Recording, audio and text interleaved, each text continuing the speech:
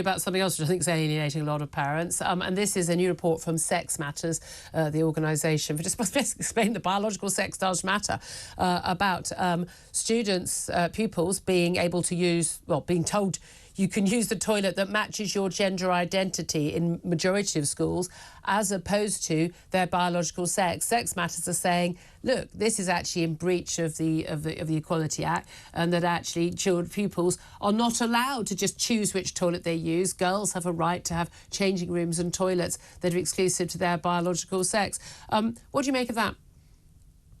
Yeah, I mean, I think, you know, like many parents, I was very relieved seeing that, like, finally, we seem to be veering back towards a more common sense point of view. Of course, children shouldn't be able to, you know, use whichever toilet they feel like on the whim of the day.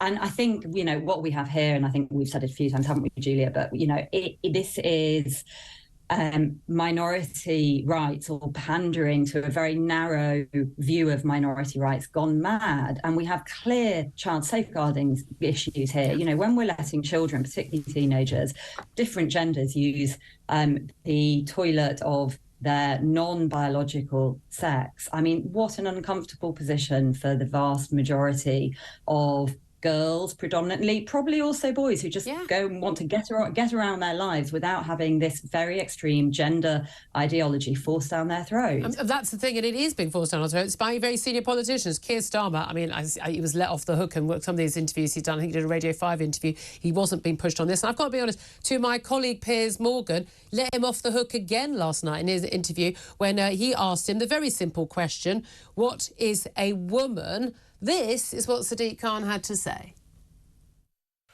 Well, I asked that question knowing full well that people may be watching this who may have gender dysphoria and may, you know, have concerns in relation to this issue. So let me be quite direct in relation to this. So a woman, when it comes to biology and sex, is an adult girl.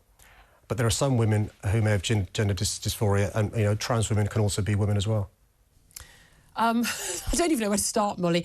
A woman, I mean, after that preamble, don't know what that was about. The preamble was a woman is an adult girl, but also a trans woman, i.e. a man. So you and I, we're just adult girls unless we're men.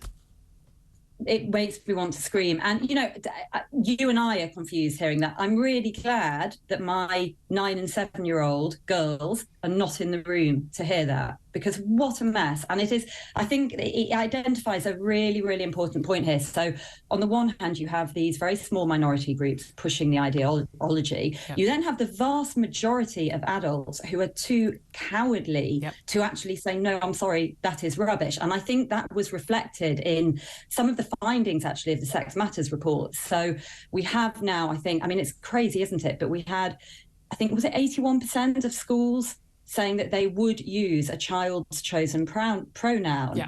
And again, it's the same point, isn't it? It's teachers and schools not standing up to this and not saying, actually, no, we're not going to accede to this ideology. Absolutely. Molly Kingsley, great to talk to you, co-founder of UsForThem.